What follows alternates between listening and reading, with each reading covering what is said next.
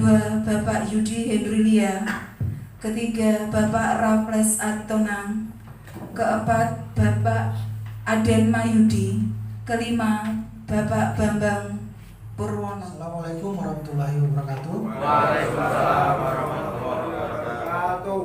Salam, salam kebajikan, namo buddhaya, Om Swastiastu.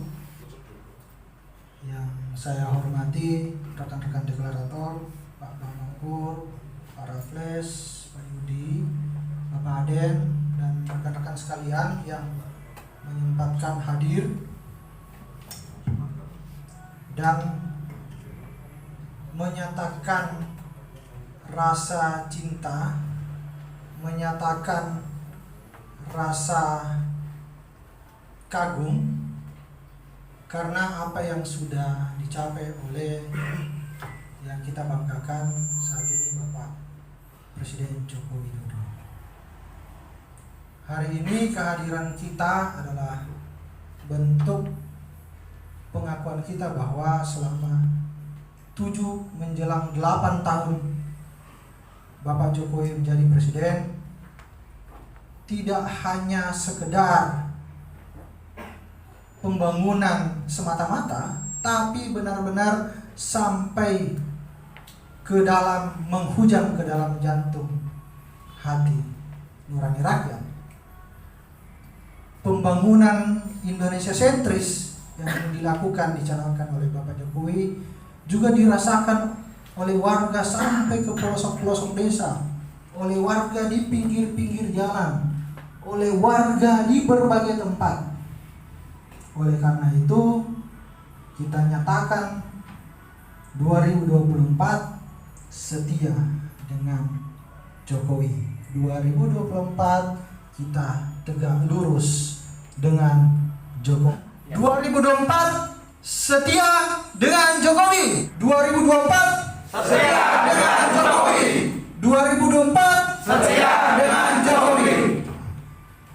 Apa yang sudah dilakukan oleh Pak Jokowi sebagai presiden kita selama 7-8 menjelang 8 tahun, tidak perlu keluar masuk tol lagi, sudah nyambung. Begitu pula yang dirasakan oleh rakyat di luar Pulau Jawa, Pak. Kita dulu kalau naik kapal ke Papua itu harus sampai berminggu-minggu itu, Pak. Tapi hari ini tol laut sudah bisa menyambungkan seluruh pulau di Nusantara. Itu sangat disyukuri. Masyarakat pedagang rempah yang ada di timur Indonesia kalau mau jual produknya masuk ke Jawa itu sudah langsung. Belum lagi kalau misalnya bapak-bapak atau saudara-saudara kita yang tinggalnya di daerah pegunungan, karena Palaparing itu sudah bisa untuk mengakses internet. Hampir tidak ada lagi rakyat kita yang hidup dalam kegelapan karena hampir semua pelosok itu juga sudah ada listrik. Nah, apakah itu kita rasakan sebelum pemerintahan Pak Jokowi? Tentu tidak. Kita rasakan itu semua 7 menjelang 8 tahun pemerintahan Pak Jokowi. Itu menjadi karya nyata yang benar-benar diakui oleh rakyat. Oleh karena itu, tidak salah kalau kita nyatakan 2024 setia dengan Jokowi. Kita tidak akan memaksakan Pak Jokowi untuk maju lagi, tidak, karena ada mekanismenya. Peraturan perundang-undangan menyatakan jabatan seorang presiden itu cukup 2 periode. Namun karena desakan hati nurani rakyat ini, jadi aspirasi rakyat harus kita sampaikan kepada yang memiliki kewenangan untuk itu, yaitu MPR atau Majelis Permusyawaratan Rakyat. Semenjak negara ini direformasi, itu memungkinkan untuk melakukan amandemen undang-undang untuk bisa menambah 1 kali periode Presiden Jokowi. Itu dimungkinkan. Tahun ini itu adalah titik kepuasan tertinggi rakyat terhadap Jokowi. Oleh karena itu, ya benar-benar bahwa rakyat itu menyatakan bahwa ya puas banget dengan kinerja presiden. Keempat, setia dengan Jokowi. Terima kasih. Assalamualaikum warahmatullahi wabarakatuh. Waalaikumsalam warahmatullahi Koordinator wilayah Jawa Tengah yang ada di Kota Semarang, Kobar, ingin juga mendeklarasikan tentang 2024 setia bersama Jokowi. Oleh sebab itu, kami akan mencari aspirasi masyarakat supaya desaan dari masyarakat ini, karena kinerja Bapak Jokowi juga begitu luar biasa, kurang lebih 7-8 tahun dan merata. Artinya kegiatan dan program kerja Pak Jokowi jelas, dan kita masyarakat Jawa Tengah mendukung setia 2024 bersama Jokowi. 2024 tegak lurus dengan Jokowi. Oleh sebab itu kami mengajak aspirasi masyarakat ini untuk mendeklarasikan di daerah masing-masing. Demikian dari saya, dari Koordinator Wilayah Jawa Tengah Yudi Hendrilia. Saya titipkan kepada pembicara saya yang terlebih dahulu, Bung Alan dan teman-teman yang lain, satu titik atau satu narasi yang ingin saya bangun di dalam narasi politik saya kali ini terkait tentang kewenangan MPR untuk mengubah atau mengamandemen Undang-Undang Dasar 1945 pasal 7 tentang masa jabatan presiden dan wakil presiden. Dalam pasal 7 kita sama-sama paham bahwasannya masa jabatan presiden dan wakil presiden akan dilakukan selama 5 tahun dan bisa ditambah 1 periode lagi, dalam artian 10. Ada indikator politik mencatat 71% merasa puas dengan kinerja masa pemerintahan 7 tahun 8 tahun Jokowi. Yang terakhir, Indonesia Political Opinion atau IPO mencatat ada 59% survei kepuasan. Masyarakat sangat puas. Kalau bahasa Bung Alan tadi, menghujam sampai ke jantungnya begitu. Karena hingga pelosok dari Sabang sampai Merauke itu merasakan apa yang disebut dengan pemerintahan. Kita tidak lagi mengenal istilah pembangunan Jawa sentris gitu. Kita mengenal istilah pembangunan Indonesia sentris. Semua merasakan kebaikan dari pemerintahan Jokowi.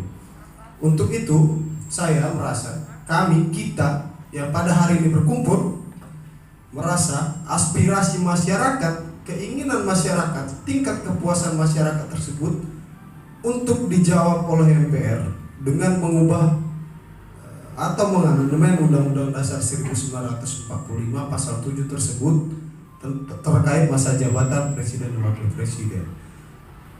Mungkin kita masyarakat yang ada di Jawa mungkin mungkin tidak secara signifikan lagi merasakan bagaimana sih rasanya hidup tanpa listrik gitu, bagaimana hidup tanpa aspal. Tapi teman-teman kita yang ada di puncak Tembagapura begitu, atau di pedalaman Sorong, atau di ujung Sabang, itu hampir merasakan kesedihan yang bertahun-tahun tidak pernah lepas. Di masa pemerintahan Jokowi, mereka bisa merasakan hidup dan benar-benar merasa Indonesia. Untuk itu kita hari ini melalui Kobar, Koalisi Bersama Rakyat, meminta kepada MPR untuk mempertimbangkan melakukan perubahan atau amandemen pasal 7 Undang-Undang Dasar 1945. Beliau menjabat dan sekarang menjadi cair adalah keberhasilan beliau bersama timnya. Ibu dan Bapak sekalian yang kami hormati, aspirasi-aspirasi ini tanpa kita koordinasikan dengan baik tidak akan berfungsi dengan baik. Mari kita audiensi dengan DPRD, dengan saluran-saluran kita, kemudian biar disampaikan pada fraksi-fraksi yang dimaksud kepada nanti di DPR maupun di MPR, sehingga aspirasi kita tidak tersumbat di tengah jalan. Ibu dan Bapak sekalian yang saya hormati, sampai saat ini kita tetap patuh dan taat terhadap konstitusi kita, yaitu Undang-Undang Dasar 1945. Kehadiran bapak-bapak sekalian, ibu-ibu sekalian, alhamdulillah pada hari diberikan suatu rahmat kesehatan. Ya mohon maaf walaupun saya ini lagi sedikit gak enak badan ya, saya. Apa yang tadi sudah disampaikan dari bapak-bapak semuanya, betapa luar biasanya Bapak Jokowi yang sudah berjuang sebagai pemimpin bangsa Indonesia, yang telah melakukan pekerjaan yang begitu luar biasa. Mungkin dari kita yang ada di Jawa ini tidak begitu mengetahui di mana saudara kita di daerah timur itu. Mungkin yang ada pernah ke sana, mungkin tahun-tahun 2005 betapa luar biasa kalau dibandingkan dengan saat ini. Di mana ada pembangunan waktu itu, semen bisa sampai 500.000 ton, luar biasa sekali. BBM juga seperti itu. Terus terang saya dulu juga seorang kontraktor. Waktu ada pembangunan di sana, angkat tangan saya, nggak berani. Karena dengan harga yang luar biasa. Kita terus terang mending mundur daripada hancur. Tapi dengan kepemimpinan Bapak Jokowi sekarang luar biasa. Semen bisa sama dengan Jawa, BBM juga sama dengan Jawa. Ini benar-benar luar biasa. Kami Koalisi Bersama Rakyat Kota Semarang, Jawa Tengah menyatakan tagar 2024 setia bersama Jokowi. Tagar 2024 tegak lurus dengan Jokowi. Pembangunan Indonesia sentris yang sudah dilakukan Presiden Jokowi mendorong rakyat dari mana-mana untuk tetap mendukung Presiden Jokowi. Kami mendorong MPR untuk mendengarkan suara rakyat yang masih menginginkan Presiden Jokowi melanjutkan pembangunan. Untuk itu, kami mendeklarasikan Kobar Kota Semarang, Jawa Tengah setia dan tegak lurus bersama Jokowi. 3 Maret 2022, Deklarator Kobar Semarang, Jawa Tengah. 1. Yudi Hendrilia, Korda. 2. Alam Singkali. 3. Raffles Aritonang. 4. Bambang Pur. 5. Aden, dan 6. Sahat Munir. Demikian deklarasi dari kami. Kobar. 1, 2, 3. Hidup Jokowi. Iya. Iya. Terima kasih ya. Deklarasi Kobar akan mengusung 2024 tetap Jokowi dengan tegak lurus Jokowi. Mungkin satu action untuk rencana ke depan dalam waktu dekat dan untuk dalam waktu panjang untuk menguatkan Kobar ini. Ya, kami akan melakukan konsolidasi karena seminggu yang lalu kita sudah lakukan deklarasi secara nasional.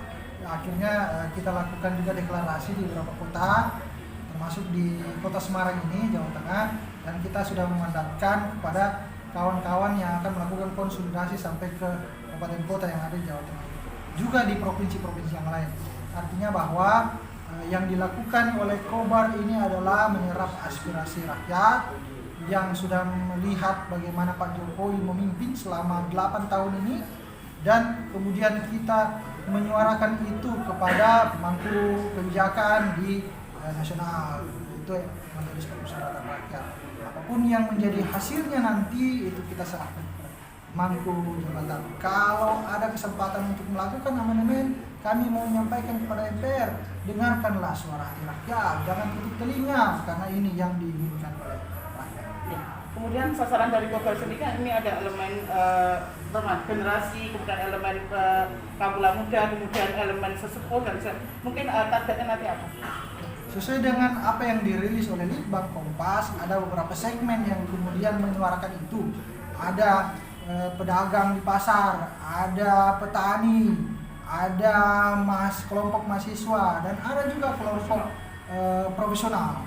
Nah, ini yang kemudian kita jadikan sebagai target dari Kobar untuk kita dengarkan dan kita aspirasikan. Ya, kemudian sekarang kan Indonesia ini sudah terpuruk semuanya, ekonomi dan sebagainya, minyak goreng dan sebagainya. Mungkin Kobar sendiri untuk itu agar masyarakat lebih, oh saya kok ke Kobar walaupun baru.